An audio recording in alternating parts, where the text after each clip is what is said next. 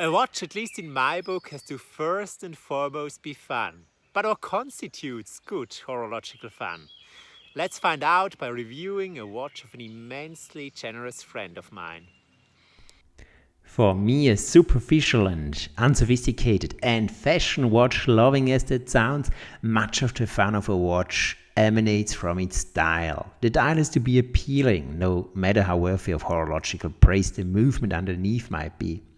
If you are wearing a technically super interesting split seconds chronograph, but what's there spec at you doesn't draw you in, well, then you won't look at it and might as well just leave it at home. The Omega Seamaster is a great example of a fun watch for me. Looking at its style, fashioned out of blue ceramic and made more interesting by those laser-etched waves, creates all the right emotions in me. It encapsulates holidays, a carefree day at the beach, sitting in a bungalow, sipping a cocktail, thinking and worrying about nothing but when next to take a swim in the shallow warm waters a couple of meters away. It takes a shortcut and, without stopping by my analytical brain, endears itself right to the heart. I look at it and am captured, no matter the technical details associated with the watch. I love the three-dimensionality of its hour markers. To me, they have kind of a cartoon-like look to them, but a very defined and detailed one. There's nothing cheap about them, and they are surely more interesting than your typical Rolex hour markers, which, yes, are fashioned out of gold, but beyond that, not awfully interesting.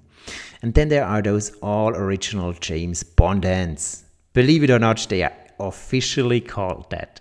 They add to the visual punch and give everything in a more adventurous touch.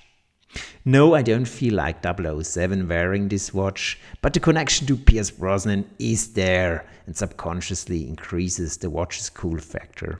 At least for me. I admit to having been a huge Bond fan as a child, and despite my old age now, I'm still eagerly awaiting the new Bond movie. But is the visual appeal of the dial enough to create that fun feeling I was raving about? As I've said, a watch without a pretty or at least an interesting face can hardly be fun, no matter which other redeeming qualities it might possess. But in the case of the Omega Seamaster, we are talking about so much more. This isn't a Seiko SKX with merely a superb dial. This is what one might call the complete package. Look at the case, for instance, which is expertly finished. Yes, the finish is industrial, but it leaves little to be desired. There is an organic, flowing quality to it, with its highly polished lux seemingly taking a cue from the wave-like pattern of its dial. Pantaray, all is in flux here, in complete alignment with the water theme of this watch. To tell you the truth, its case doesn't match the handmade quality of my Grand Seiko, but is way more imaginative and interesting than your run-of-the-mill Rolex. It also leaves my Tudor Pelagos in the dust when it comes to dial and case finishing. Here are the two dive watches next to each other. The Seamaster is more charismatic than my Tudor, more joyful and vivid, having somewhat transcended its past as a merely purpose-driven tool watch.